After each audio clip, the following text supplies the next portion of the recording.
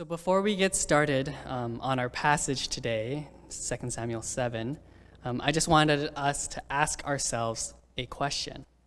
And that question is, what is our legacy? I'll ask it again. What is our legacy? Or in other words, how are we going to be known by those who come after us? And are we focused on moving towards that ideal? As I go through this talk this morning, I just want us to all keep that in mind as I continue. So 2 Samuel 7, an incredibly important chapter in the Old Testament, and especially for things that happen in the New Testament. We see at the beginning of the chapter that David is sitting in his home, his palace, in the city of Jerusalem, and he's enjoying a time of peace from his enemies. You know, he thinks back to how much God has done for him in the past. Whether that be saving him from an early death at the hands of his father-in-law, King Saul, or granting him victory in all of his battles, from being anointed so many years ago by the prophet Samuel, after working a hard day as a shepherd, to defeating the Philistine giant Goliath, and the courage that must have taken, to have finally unified the 12 tribes of Israel after the death of King Saul. For those of you who may not know, one of Saul's generals, Abner, tried to raise up one of Saul's sons, Ishbosheth, to be king, and there's a little bit of turmoil there. But eventually, David does become king over all of Israel. David has finally accomplished his underdog story, his Cinderella story, you know, the slipper fits. He has overcome all the obstacles in his path and has achieved the ending that we are rooting for, that his fans are rooting for, his people.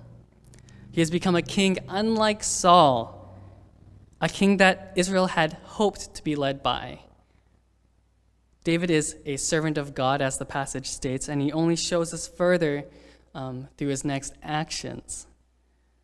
The word servant in this passage actually is used in a lot of the Old Testament to describe people like Abraham, Moses, Joshua, Isaiah, and Israel as well, and the coming Messiah.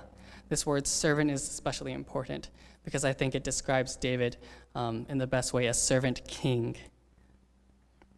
And as this servant king, a follower of God, David wants to make arrangements to build a true home for the Ark of the Covenant that David talked about last week in chapter 6. He wishes to build a temple in Jerusalem that will be especially important. Now, as a Bible college student, I just couldn't help resist looking at some of the context and some of the cultural things that were happening in that time.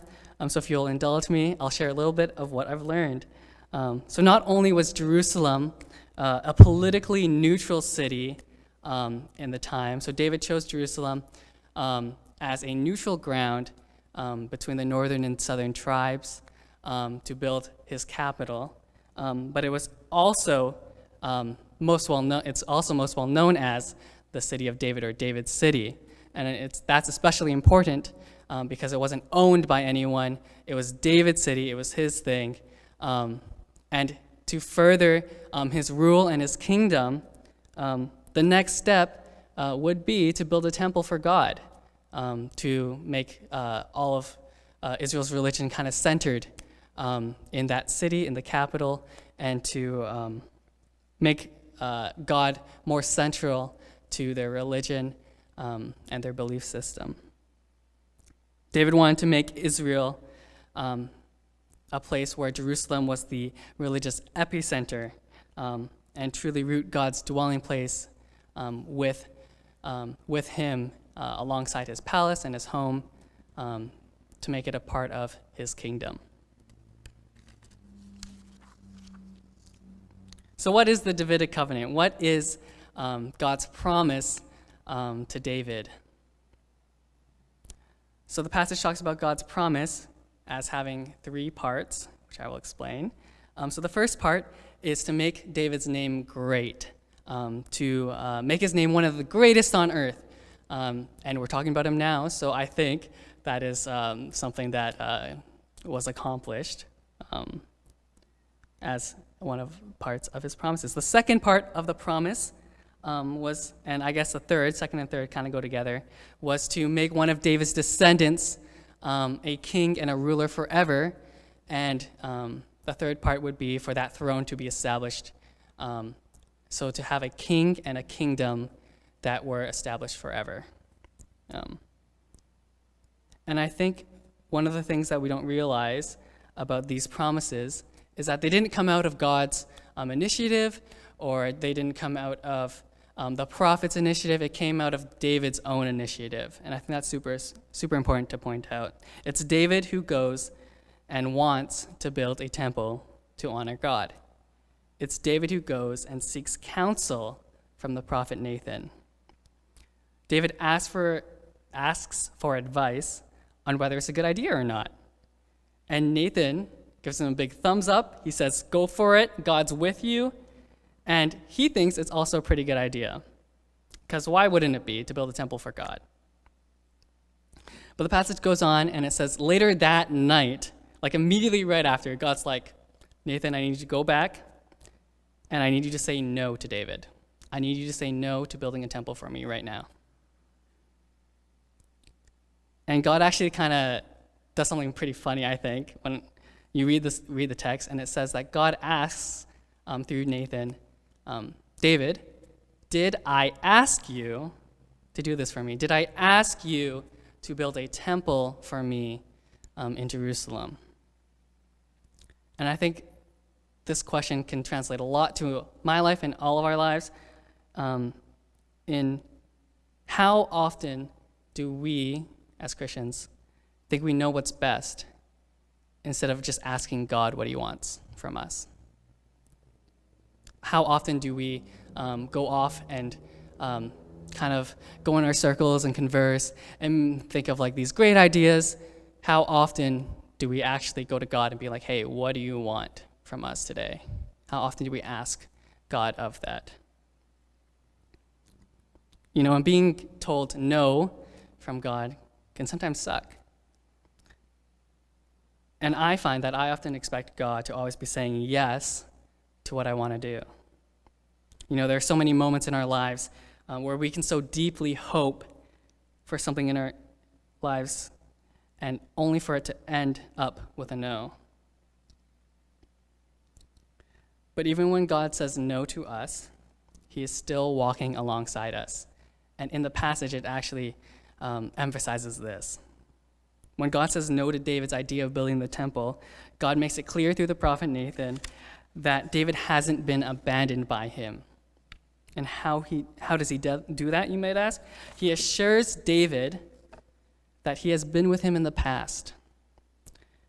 He says that he has been with Israel since their escape from captivity in Egypt, and he's been with David every step of the way. Wherever he went, he has cut off all of David's enemies from before him.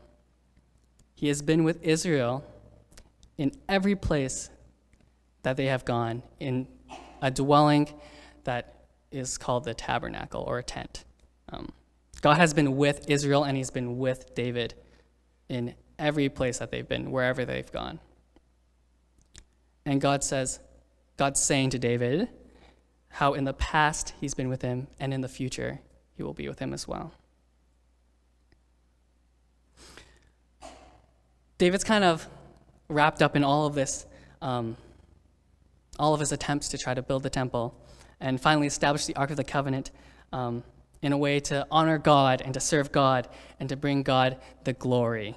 And I think oftentimes we can also pay attention to things that are happening in our lives when really we should be paying attention to something else. Now, if you know me, you'll know that I tend to be a massive procrastinator. I don't focus very well, especially when I'm working at home sometimes. So sometimes when I'm like writing a paper or doing a project or even writing the sermon, what I'll do is I'll set up a music playlist. I'll eat a snack. I'll set up my laptop with a bunch of like 20 tabs open. I'll take a shower, I'll get some water, I'll make some tea, all before I start doing work, and I lose focus. And I think there's points in our lives where we do need to refocus and reset. And I find that I often have to be reminding myself of times in my life where I haven't been focusing on things. And when I refocus on things that are important, that's when I accomplish my best work and accomplish things that I don't expect.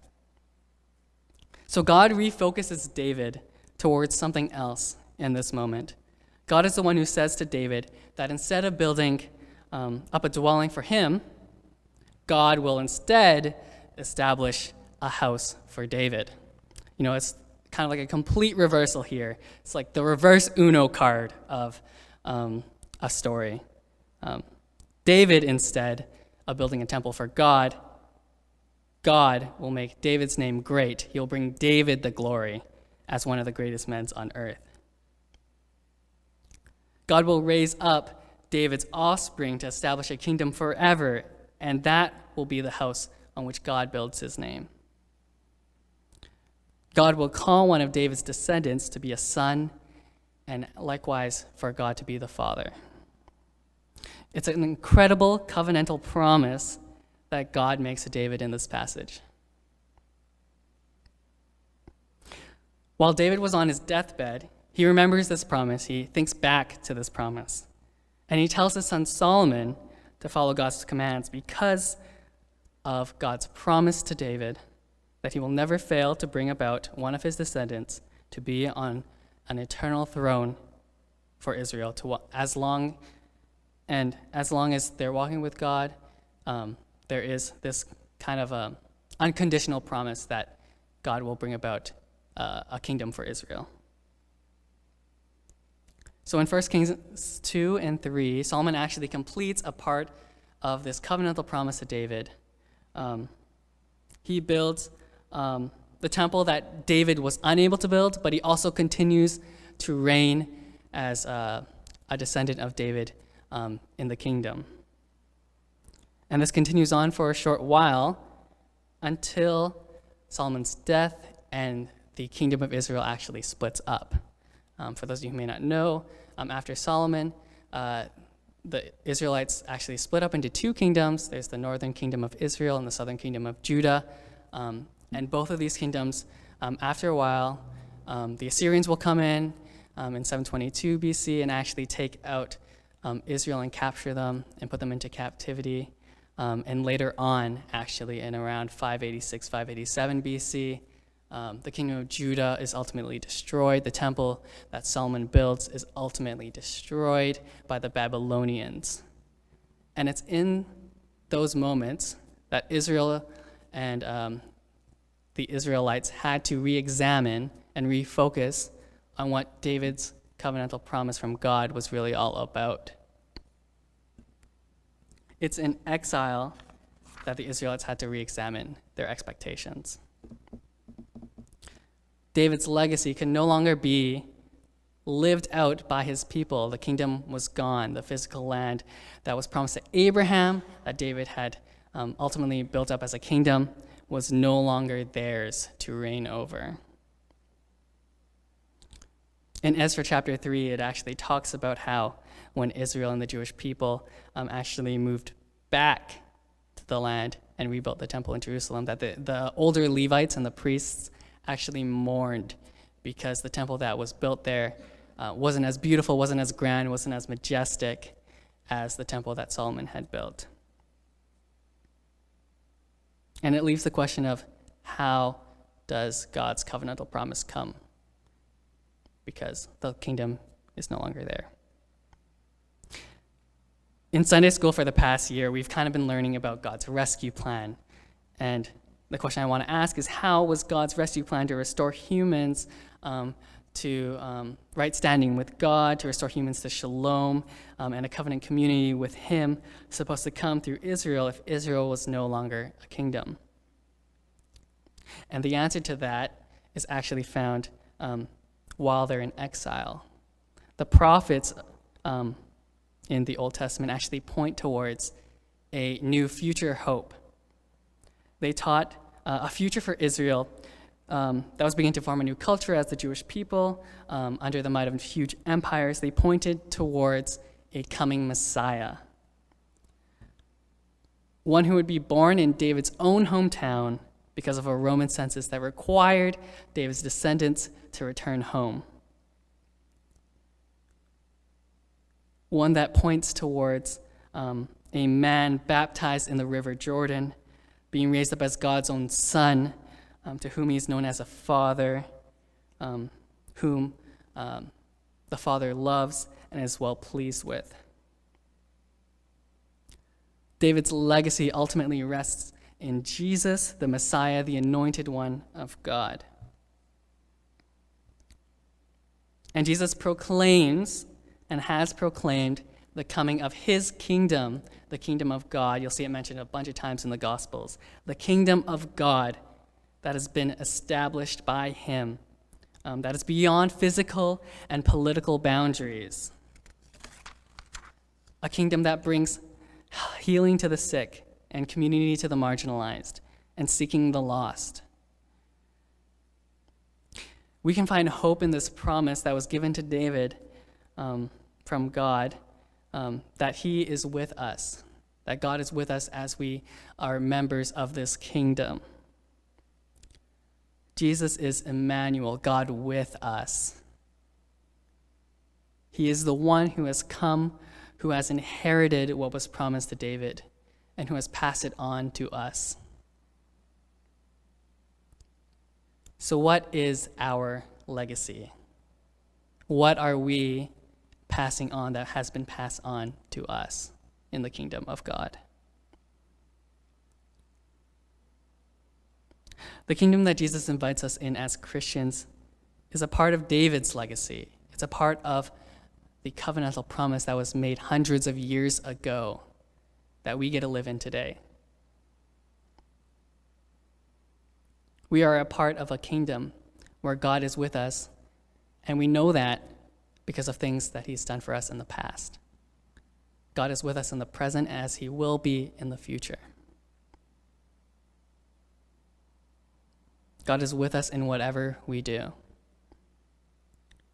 Even when he says no to us, even when things don't go our way. My challenge for us today is to ask ourselves throughout this week what we want our personal legacy to be and what we want our legacy to be as the church. What are we passing on to those who come after us? What do we want to be for those who see us as the kingdom? How are we setting that example?